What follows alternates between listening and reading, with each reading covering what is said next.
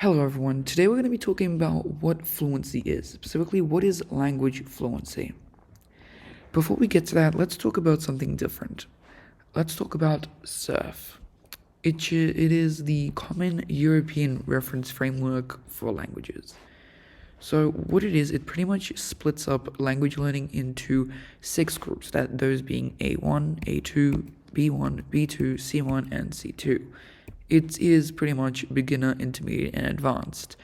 A being beginner, B being intermediate, and C being advanced. This system is heavily criticized because a person from B1 could hardly know the language, and from the same level a person could completely know the language, but they're both on B1, which is why it gets criticized.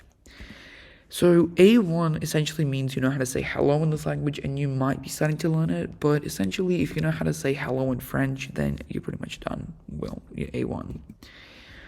A2 is you are on your way to learn it, and you can communicate pretty well, but not too well, so you're definitely learning it. B1 is where you can pretty much stop learning a second or third language, and you could stop here, but you could also maximize your capabilities and reach B2. This is your average level for your first language as a person under 13, and the average level for a second language as an adult. This is a level Duolingo teaches you to, and you can get a job at this level. At C1, it can become your first language, and it's a great level, and there's really no need to continue unless you want to get really advanced and above average, which is where you get to C2. So what is fluency? Fluency can be categorized into 2 categories: input and output. Input is when someone tells you something. Let's say that you went to France and somebody told you something in French. You know French, but not fully, so you only understand part of it. And you understand that a boy is drowning. Help. By the time you understand that, though, the boy would drown, so yeah.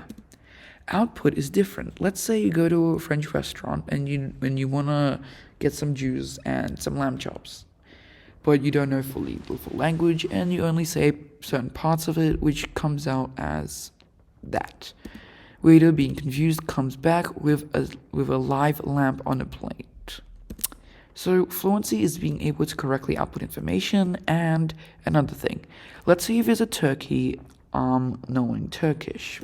If you were not fluent in Turkish, then you would construct the English sentence, "I would like some Turkish delights," and then translate that to Turkish. Then you'd say the Turkish thing. But let's say you were fluent, then you just construct the sentence straight in Turkish and then just say that. There's no need for another stepping stone for English. There's no English in it or any other language. So being able to correctly output information and being able to think in that language. Contrary to popular belief, it is impossible to know a full language to 100% because they keep evolving every day, and it's just not that much brain capacity for you to do that. So that's what it is. Thank you for watching.